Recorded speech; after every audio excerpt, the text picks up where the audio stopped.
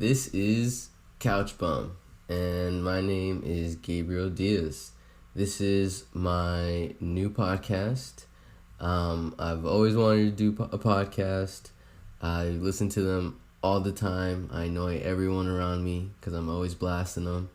This podcast is going to be a movie / video game / TV show / anything I want to talk about. Podcast is just a way for me to talk about things that interest me. I've always loved movies and TV shows, and I like talking about it, and I like not necessarily getting really deep into it because I'm not trying to say I'm an expert or like a critic or anything, but I like talking about it more than probably the average person does. I just watched this awesome interview with Chris Tuckman, and he was saying like every time he talked to his buddies about it, he would be like, so like, what did you think about this movie? Like, what would you feel? How'd you feel about it? And they'd be like, oh yeah, it was good. It was all right. I liked it. And it's like, yeah, but what did you feel? Like, how did it make you feel? What emotions did you go through while watching the movie? Like, what did you learn from it? You know, every time I watch something, I feel like I'm looking for some type of message or something that I can take away from it and apply it to my own life. So this is just a way for me to talk about things that I like. So, The Lie, directed by Veena Sud, Blumhouse production. Quick synopsis. Basically, Joey King plays Kayla. She is 15 years old, and she's on her way to a ballet camp type thing with her dad. And on the way, she picks up her best friend, and then this is not a spoiler, this is literally the synopsis, like the opening 5 minutes.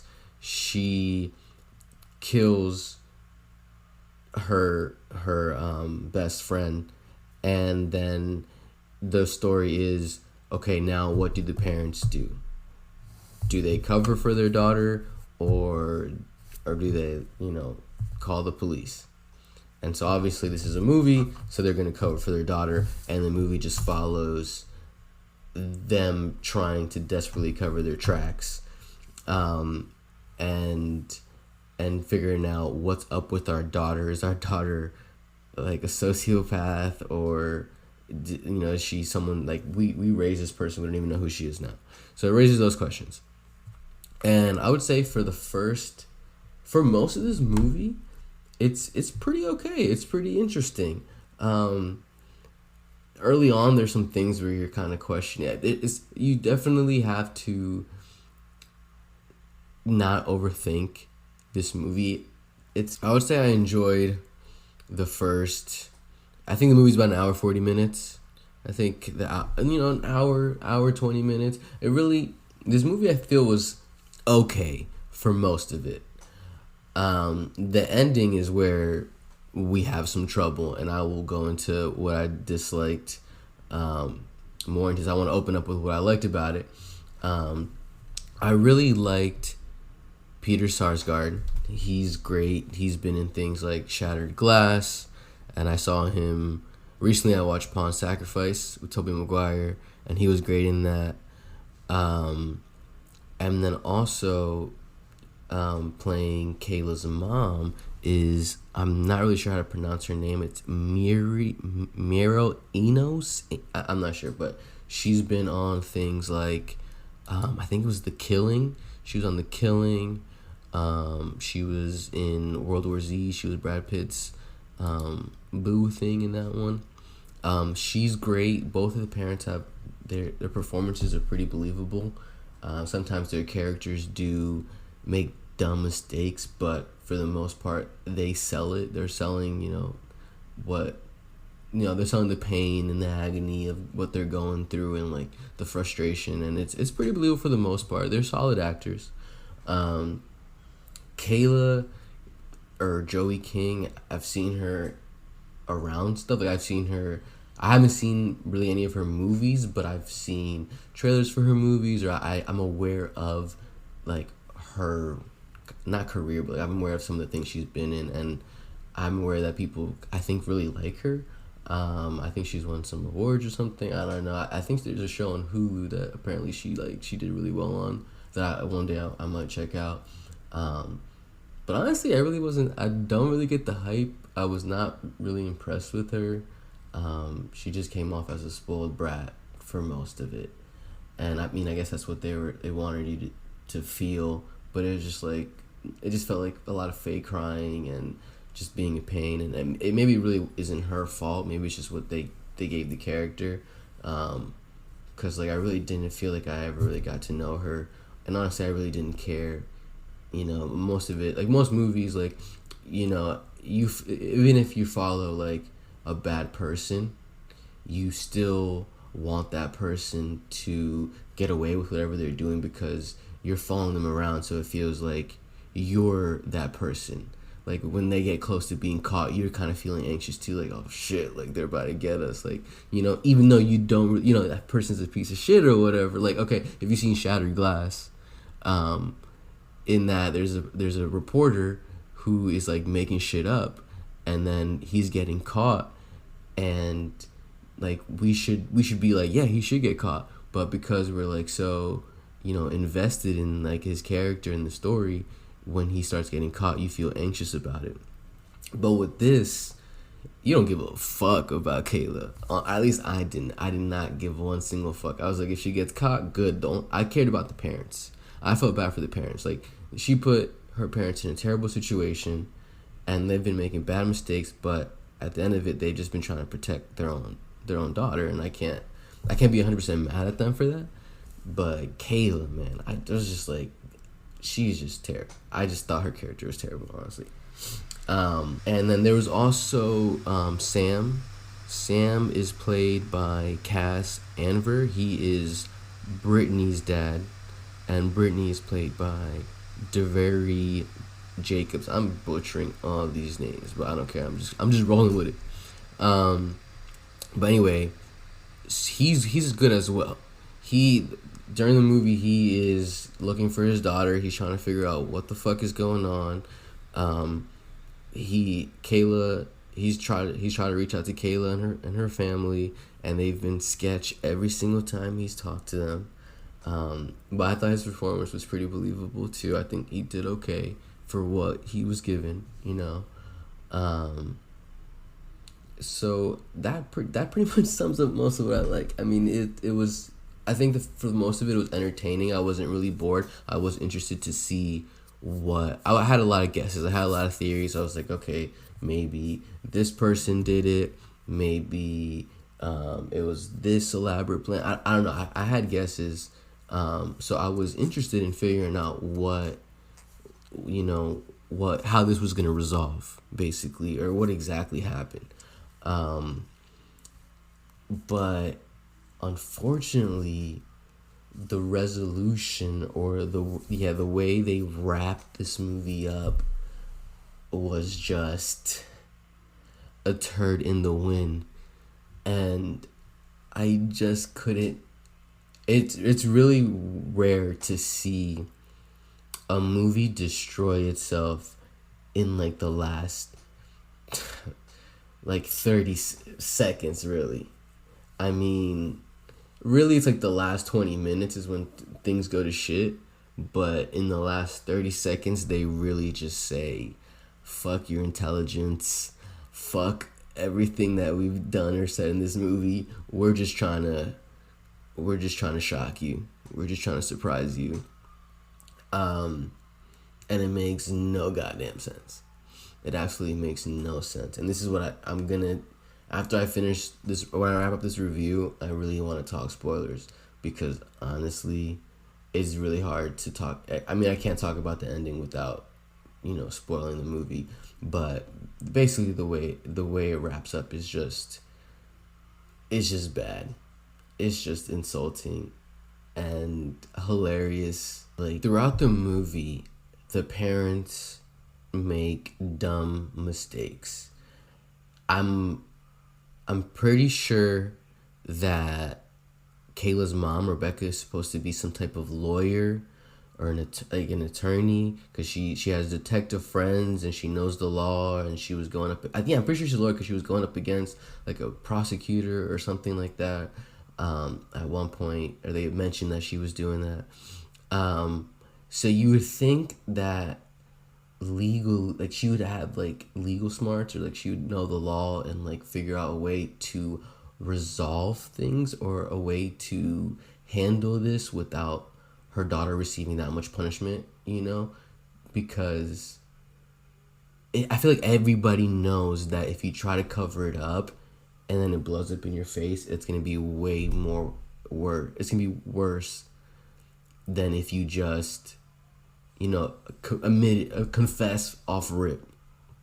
So right there, it's like, okay, but we need to have a movie, so we need them to cover, or try to cover them up. So, okay, they do that, but then they do dumb things. Like, I would say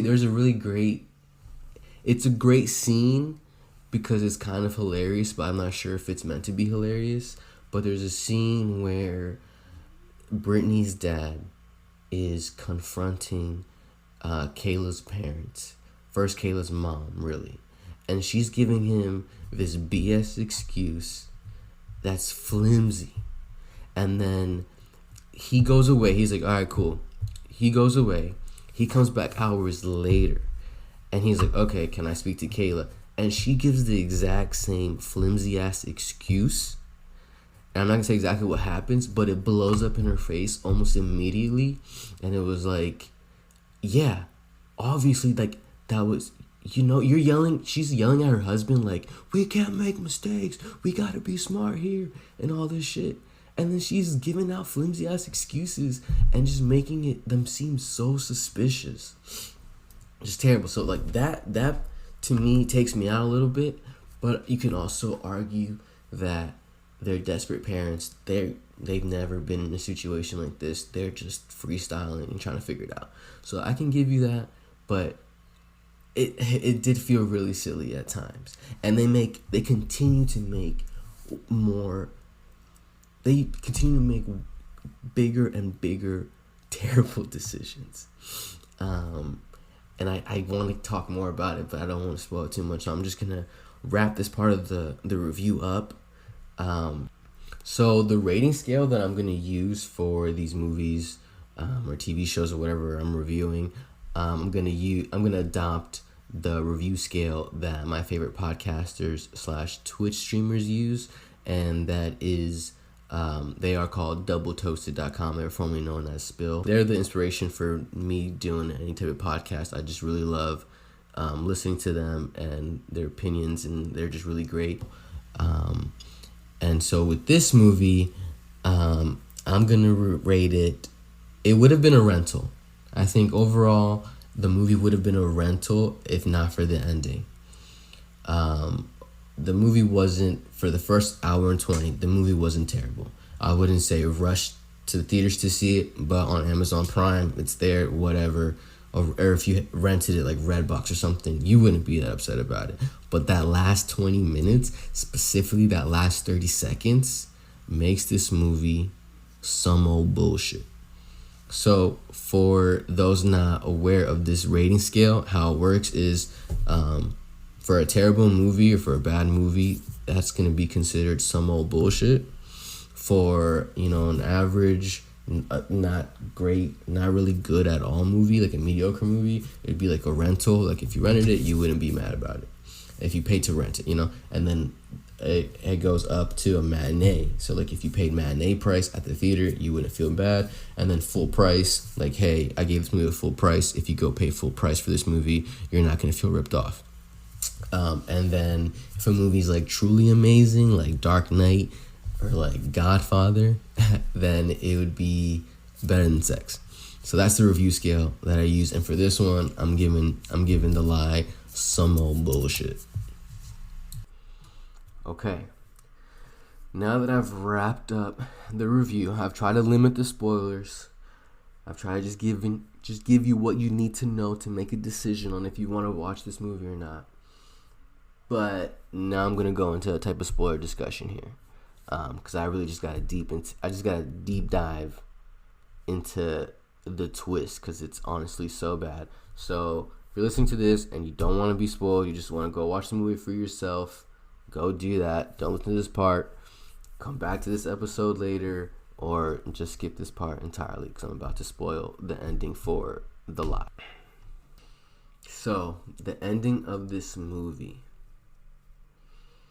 Basically, in the last 30 minutes, we have Kayla's parents talking to two detectives. Earlier in the movie, Kayla's mom, Rebecca, reached out to one of her detective friends and implied that Brittany's dad, Sam, had been beating Brittany, and basically they did this obviously to, to get them to think that Sam is the one responsible for her disappearance and, get them off the hook, basically. So these cops, or these detectives, this is how I know this is a movie, because these detectives are actually competent and they actually figure out, they figure out that Kayla's family is telling them some bullshit. They do the work and they figure out that Sam really doesn't fit what they're describing to them. And so they pretty much have him cornered. They pretty much know where Kayla's been. They tracked, or they pinged Brittany's cell phone downtown, close to where where Kayla's dad, Jay, lives. So they were very hard suspects right there. They look very sus. And the detectives basically are like, okay, we're gonna just one last time. Was Kayla near the area where she went missing? Blah blah whatever. And then Jay's like, nah. And so the detective takes out Kayla's inhaler because I don't know if I mentioned it, she has asthma, so she dropped her inhaler at the scene. And so right there, it's like, come on, these guys are pretty much screwed. It's it. It's over. Game over. There's no real way to get out of this. And so that scene ends. They get mad or whatever. Kayla's mom's like, leave the house. That scene ends, and then the next scene is Kayla's dad outside of Brittany's dad's house, burying Brittany's cell phone in the backyard. And Kayla's mom, Rebecca, is on the side of the street in her car, like as a lookout. And Sam's house lights turn off, so Rebecca starts panicking and calls Jay, and then Jay's like, can you see anything? What's going on? I'm burying the phone. I'm almost done. Rebecca's like, oh, let me step outside. She goes outside and she's walking under lampposts in the middle of the night. Like if anybody looked outside, they would see her. That would be it. And then she turns around and bam, Sam's dad's there. And so Sam's dad's like, what the fuck is going on? Where is my daughter? What's going on? And why are you guys acting so weird? Then Jay rushes out because he hears Rebecca scream. Jay tackles Sam and almost drowns his ass in a pond by the house. But Rebecca stops him. When she does that, Sam is coughing up water and everything. And he's like, I know that Kayla was the one. And so they run off. They get back in their Jeep or whatever, their truck, and they drive off. And then Sam's dad shows up, or Sam's dad, and Brittany's dad, Sam, stands up right in front of their vehicle, and Rebecca just floors it and just hits Sam with the car. And then Sam's lying there, bleeding out. Jay runs out, and he's like, oh my God, get help. And it's so funny how it's shot, because it's panned on Sam on the ground and Jay on the ground, and it's Jay's screaming, and he's like, get help. And then it pans over, so you only see Rebecca, and she's grabbing her phone to call help. And by the time she has her phone out, Jay, who was just saying to get help, snatches the phone out of her hand and is like, no. And they just, basically watch him die. And that's it. They drive home. They have this weird ass breakfast with Kayla where they're just all disheveled and they don't know what the fuck is happening. They're, emotionally drained and all that. And so the next scene is them in the garage cleaning up the blood off of their Jeep or whatever, their car, trying to get the bloodstains out. When Brittany walks into the garage,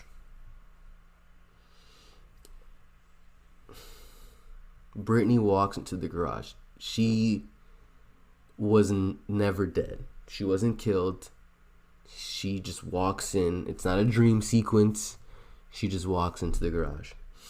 And what really upsets me about this is that, to me, I feel like the movie cheated. Because at the 22-minute mark, because I went back to see, at the 22-minute mark, they literally show Brittany's dead body. They show her by the river, all like pale, all like clothes ripped up or whatever, clearly dead. I went back and I looked at it. I don't know if that was supposed to be a dream sequence, because right after that scene, Rebecca does wake up, but it really doesn't make any sense for it to be a dream sequence, because she just, Rebecca didn't know what she was wearing or anything like that, and it didn't make it clear if it was a dream sequence, because they literally like stopped the movie to show her dead body, and then they just carry on. So the whole time, you're not going to predict that Brittany is still alive. Because for most movies, if you don't see a body, they're not dead. You know what I'm saying? Or there's a chance that they can come back if you don't see a body. And so that was kind of what I was going with too in the beginning. But then at the 22-minute mark, you show me a dead body. I'm like, oh, okay, well, you show me a dead body. And I'm assuming this isn't like a supernatural movie or a superhero movie where people come back to life. So that should be it. But nope, she just pops up at the end in the garage. And you know what her excuse was? It was that she just wanted to see her boyfriend. She just wanted to see her boyfriend. She was like, oh, I'm sorry. I just made Kayla go along with it. I didn't think it was going to get this far. I just really wanted to see my boyfriend. Like, what? So basically, it wraps up. They tell Brittany to go home. They confront Kayla. Kayla breaks down, and Kayla's like, "Oh, I just wanted us to be a family again, because they're divorced or whatever, separated. I just wanted all to be in the same house and spend time. I was gonna tell you." Brittany said it would just be funny to say I pushed you. I pushed. Yeah, because the whole time it's like Kayla is admitting that she has pushed her best friend and killed her best friend. Like, she's been saying this the whole movie. And now she's like, yeah, she said it'd be funny if we did that.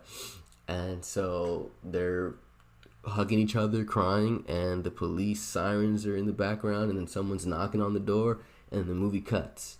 So basically, Kayla pretended to kill Brittany so that Brittany can go see her boyfriend. And then during that whole time, Kayla's family tried to cover up this murder, ended up murdering Brittany's dad. Now Brittany's still alive. So obviously, they're fucked, right? But to me, this just destroys the whole movie because none of it makes sense. Like, just think about what the plan was. Okay, I want to go visit my boyfriend. So how about you pretend to kill me, and during the panic or something, I'm gonna go chill with my boyfriend and then just come back? Like, think about, all right, so how the movie opens up, or how Brittany ends up with Kayla and her dad, is because she's at the bus stop waiting to be picked up.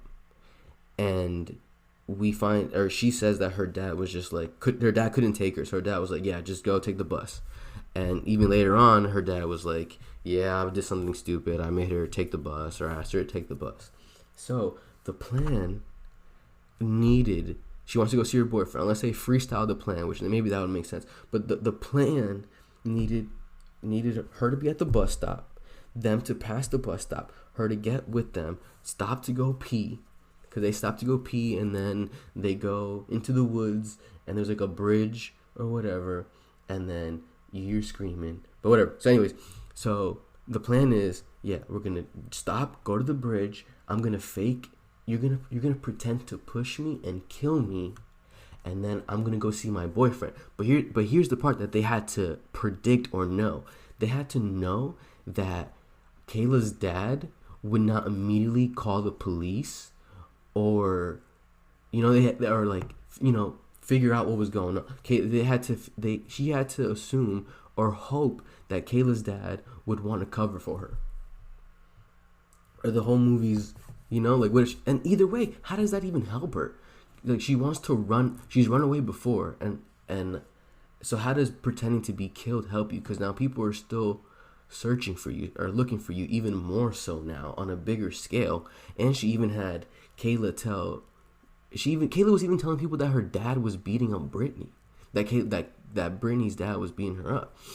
And so it's like, how is all of this just so that you can see your boyfriend and just so that Kayla can have more family time? Because even that family time isn't happy, because the whole time they're fucking stressed and yelling at each other, and she's yelling at them and she's telling her dad, oh, I killed her because of you. Like, the movie makes no fucking sense because of that twist. And because of that, that's why it's somewhat bullshit. That right there, like, I don't even want to talk about it anymore. It's just so bad, but so funny at the same time. So that's it. I'm done. I'm wrapping this up. That is my review, my spoiler discussion. This is going to be the end of my first episode. Thank you for listening. I'm going to try to drop these episodes weekly, at least once a week. Like I said, if a new movie drops, like in the middle of the week, like, I'll try to watch it and, have that review like the next day or something like that. I'm just going to try my best. This is just for fun, just seeing how it goes. But yeah, thank you for listening to Couch Bum. I will see you next time.